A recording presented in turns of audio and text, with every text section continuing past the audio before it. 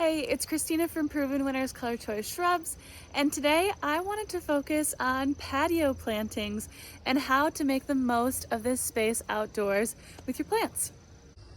And to start, we are at one of the entrances into the space, and there are two design elements here that I would love to touch on. The first is going to be this low, continuous line that kind of draws us into the garden patio. I always think of a patio as kind of a garden as well. And here we're using some little tiny barberries, but there are a lot of areas where they're aggressive, so you can't use them, or you don't want to use them because they're pokey. But thankfully, there are a lot of other options. So if you live in a warm zone, zones 9 through 11, check out our Waxwing series of mirror bushes. There are 3 different colors. There's gold, orange, and lime, which would be great for creating this kind of look. You could also use something like boxwood. That's a classic, and it works beautifully for something like this. They come in all kinds of different sizes. Or you could go something a little bit more bold, use a hydrangea. There's Invincible Wee White, which is just a tiny little thing. It gets 1 to 2.5 feet tall and wide, so it stays nice and low and is perfect for something like this.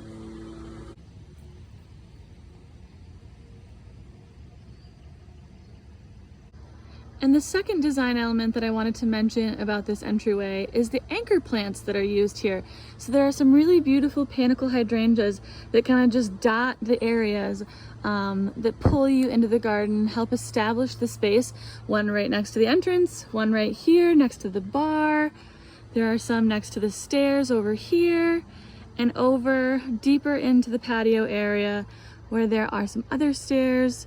And it just kind of helps establish the space.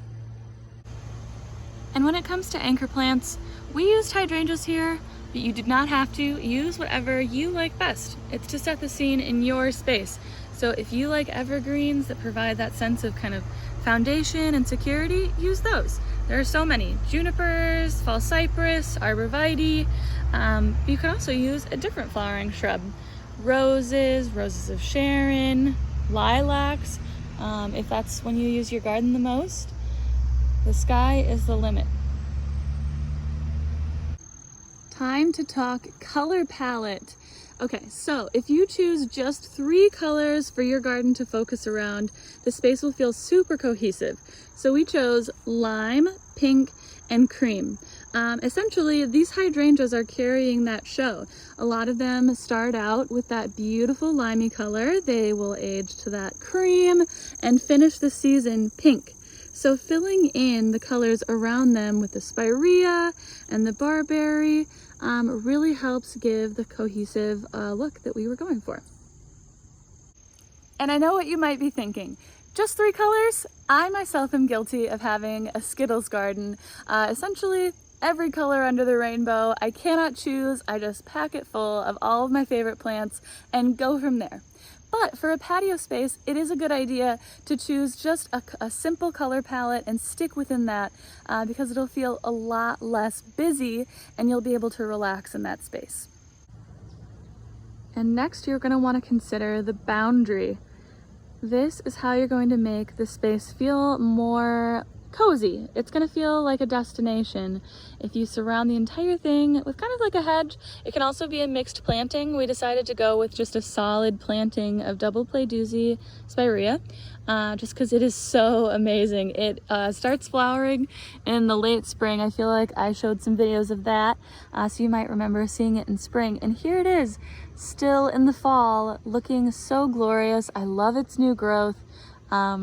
But yeah, I mean, a fabulous plant to fill your patio with because there's always something interesting to look at. So this plant provides us kind of that medium hedge feeling, so you can still see the view. It only gets 2 to 3 feet tall and wide. It's hardy in zones 3 through 8. But if you live somewhere where you might want an even more enclosed feeling, you could go with something taller like an evergreen or Rose of Sharon, and really just fill in that space, make it cozy, make it a destination.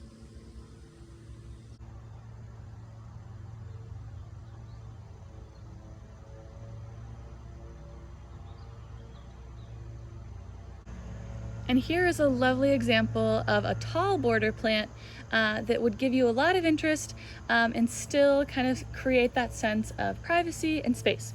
This is White Pillar Rose of Sharon. It's a fastigiate kind, so it only gets 2 to 3 feet wide, but it gets 10 to 16 feet tall. It is hardy in zones 5 through 9, and it kind of creates just a softer look than an evergreen hedge would do, because you've got the flowers. It's more of that whimsy, tall, ethereal look, but a great way to edge a patio.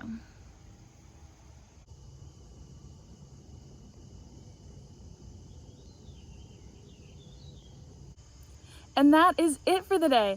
Thanks so much for coming along. I hope that our patio was able to inspire you a little bit. I know that it's pretty big, but we use it for events. But these tips can all be used on any scale patio and be super effective. I promise, if you apply any of these plant tips to your patio, you will feel the results in a calm, cohesive space that you want to spend time in. If you have any questions about anything we saw today or didn't, leave it in the comments below, and I'll see you again next week.